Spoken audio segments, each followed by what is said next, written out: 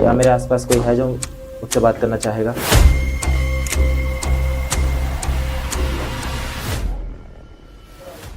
काफ़ी टाइम से यहाँ अजीब सी हरकतें होती रहती हैं। काफी बार चीखों की आवाज सुनाई देती है। ऐसी लगती है जैसे कोई तड़प रहा हो। मोस्ट ऑफ द टाइम ऐसा होता है जब सुनसान पड़ी जगहों पर एहसास हो कोई आपके आसपास है जिसे आप महसूस कर सकते हैं, और उसे महसूस करने के बाद आपके रोंगटे खड़े हो जाते हैं। ऐसा ही कुछ अनुभव लंबी देर माइंड में भी होता है।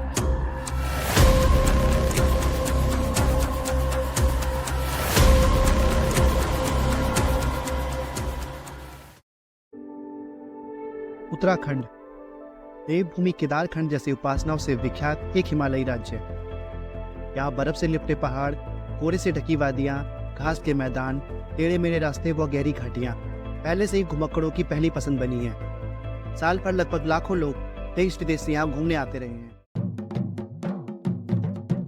यहाँ मौजूद घने जंगल और घाटियाँ जिस तरह मन को मोह सी लेती है, उसी तरह यहाँ काफ़ी जगह ऐसी भी हैं जो काफ़ी डरावनी साबित हुई हैं। जी हाँ, एक ऐसी जगह है लंबी देहाल माइन, जो कि पहाड़ों की रानी मसूरी में स्थित है। यह जगह जो लंबे समय से सुनसान तो रही है, लेकिन लोगों के बीच और अखबारों की सुर्खियों में आज भी अपनी जगह बनाए हुए है। नमस्कार, मेरा नाम है अखिलेश बिष्ट और माउंटेन सोल की इस सीरीज में मैं आपका स्वागत करता हूँ। बात आती है 1900 के दशक की, जब इंसान अपने घरों और इमारतों को बनाने के लिए उड़द की दाल और चूने पत्थर को प्रयोग में लाया करता था। प्रमाणित है कि चूने के पत्थर के मिश्रण से बने घर व इमारतें आज भी बेजोड़ खड़ी हैं। और आज भी देहरादून और मसूरी के आसपास इलाकों में चूने के जोड़ से बने घर और इमारतें देखने को मिलती हैं।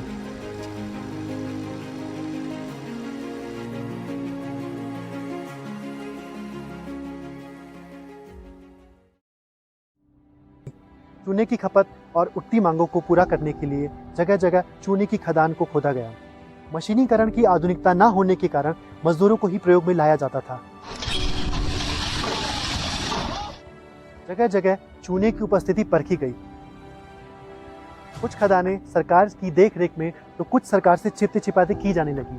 काफी बार तो सरकार के बनाए नियमों को अनदेखा कर लापरवाही से पहाड़ों को TNT और डायनामाइट से छलनी किया गया।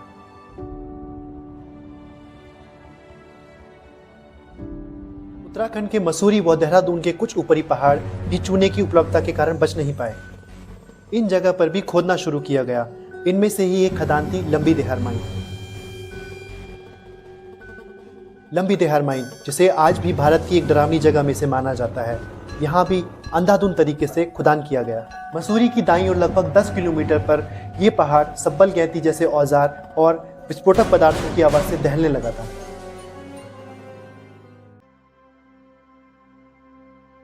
शुरुआती दौर से ही माइनिंग का काम अच्छे से चलने लगा। खदान से चूना पत्थर निकाला गया। खदान से निकले चूने पत्थर को पहले पुरकल गांव तो उसके बाद मोटर गाड़ी व बैलगाड़ी में लाद कर सड़की मार्ग से देहरादून पहुंचा दिया जाता था।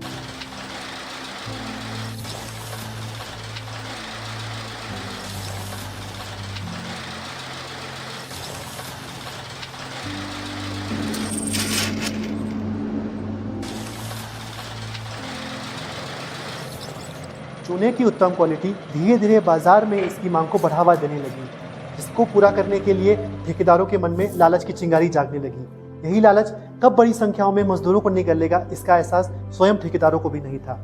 बढ़ते लालच के साथ ठेकेदारों ने सरकार के बनाए नियमों को भी दरकिनारे करते हुए कहीं ना कहीं अवैध रूप से खनन जारी रखा।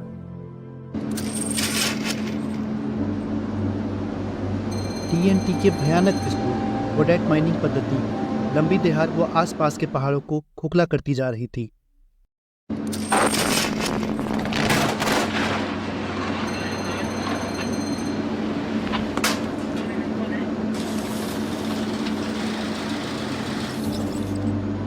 रेडवुड माइनिंग खनिज पदार्थों को निकालने का अवैध और खतरनाक तरीका था, जिसमें छोटे छोटे लंबे खांचों को खोदकर खनिज पदार्थों को निकाला जाता था। इससे पर्यावरण और सुरक्षा समस्याएं उत्पन्न होना वाजिब बात थी। विस्फोटकों की भयंकर आवाजें पहाड़ों में गूंथा गया कंपन और दरारों का संगम, ये सभी भयंकर आपदा की ओर संकेत कर रही थी। संभवतः यही दरारें और हवा में फैली गई जहरीली गैसें एक दिन लंबी देहार के विनाश का कारण रही होगी। क्या होगा? मौत होगा। उससे ज्यादा जो लिखा होगा वही ना होगा। सरकार कुछ नहीं कर रही है तो हम क्या कर सकते? पुराने लोग बताते हैं शुरुआत में एक तरफ 8 से 15,000 लोग मारे गए और आगे चलकर समय के साथ साथ यही सिलसिला जारी रहा।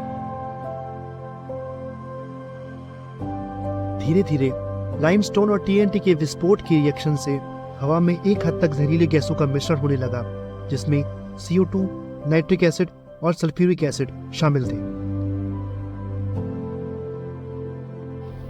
आप अंदाजा लगा सकते हैं उस टाइम कितने गलत तरीके से काम किया गया होगा, जिसमें सबसे पहले रेड माइनिंग तकनीकी का उपयोग, फिर TNT विस्फोट। कहीं ना कहीं ये सारे कारण इस जगह के विनाश का वजह बनी होगी।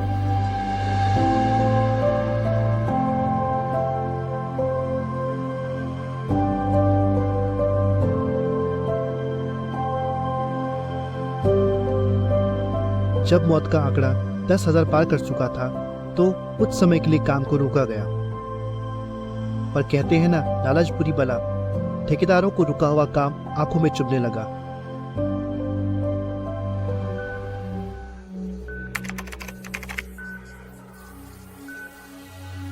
काम दोबारा शुरू किया गया और इस बार बड़ी तादाद में मजदूर बल को काम पर लगाया गया।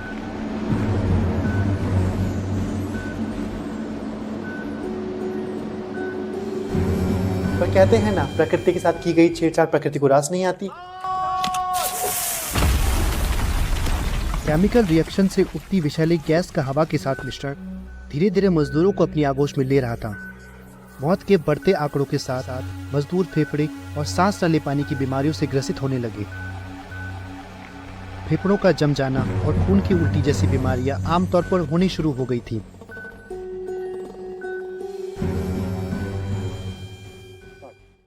पूरे इलाके में महामारी का मंजर छा चुका था। जब तक सरकार को इस बात की भनक लगती, तब तक मौतों का आंकड़ा काफी हद तक पार हो चुका था। आखिरकार 1996 जब सरकार ने सुध ली और नियमावली के विरुद्ध नजर आई, माइंस को बंद करवाया। ठेकेदार के चलते इस गोरख धंधे को प्रतिबंधित किया गया और जगह पुनः प्रकृति को वापस भेंट कर दी गई। और तब से लेकर अब तक घाटी में बढ़ता हरा भरा जंगल, जो कभी मजदूरों के शोरगुल से गूंजा करता था, प्रकृति के साथ किए इस खिलवाड़ ने इस पूरी घाटी को शांत कर दिया।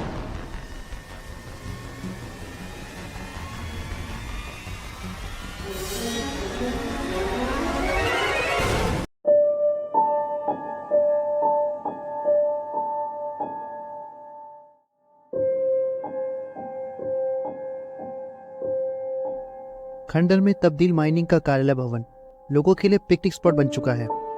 एंटरटेनमेंट के साथ ही यह जगह नेगेटिव एक्टिविटी और कुछ रहस्यमय एनर्जी को आज भी अपने अंदर समाये हुए है। अभी हमारे साथ मौजूद हैं पैरानॉमिनल इन्वेस्टिगेटर उत्कर्ष चौधरी जी, जो हमें यहाँ के बारे में बाकी बताएंगे।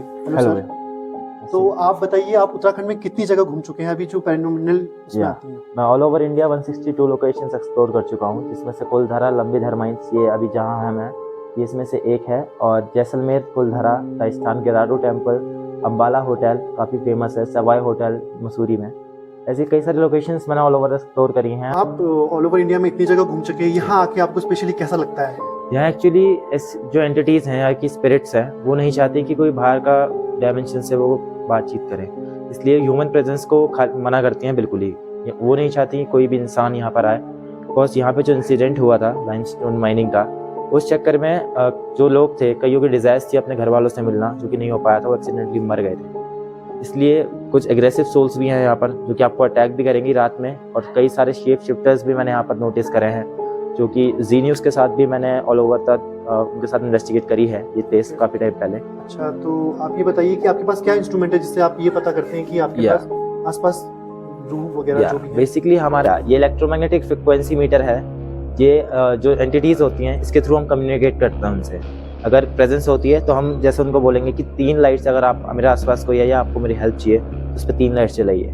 वो तभी 3 लाइट्स चलती हैं, या बार बार जब कम्युनिकेशन इस्टेब्लिश हो जाता है उसके बाद हम EVP सेक्शंस के लिए जाते हैं। तो इसका कैसे यूज करते हैं बता सकते हैं? जी हाँ बिल्कुल, आप देख सकते हैं। जैसे अभी आप देखेंगे नॉर्मल रीडिंग आएगी, इसमें स्टैटिक्स रीडिंग रहते हैं। इसे नॉर्मल रीडिंग क्या होती है? मतलब या 1.5 1.5 नॉर्मल जैसे इस लोकेशन में आएंगे, ये हॉटस्पॉट है, अभी एक्टिव हॉटस्पॉट है। अब देखिए एक्टिव हॉटस्पॉट से आपका मतलब है कि यहाँ अभी इस जो एनर्जी यहाँ पर है वो एक्टिव है। क्या मेरे आसपास कोई है जो मुझसे बात करना चाहेगा?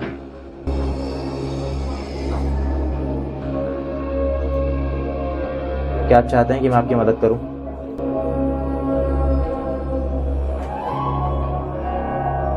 अगर आप चाहते हैं कि मैं आपकी हेल्प करूं तो यहाँ पर 3 लाइट चलाएगा दोबारा।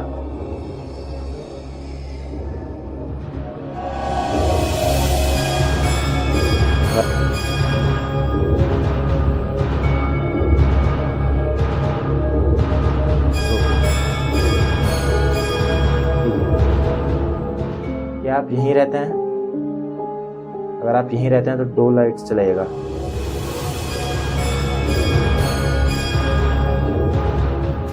आपका बहुत बहुत धन्यवाद, आपने हॉरर एक्टिविटी के बारे में हमको इतना कुछ जी, बताया। आपसे दोबारा मुलाकात जल्दी होगी। Thank you. Thank you.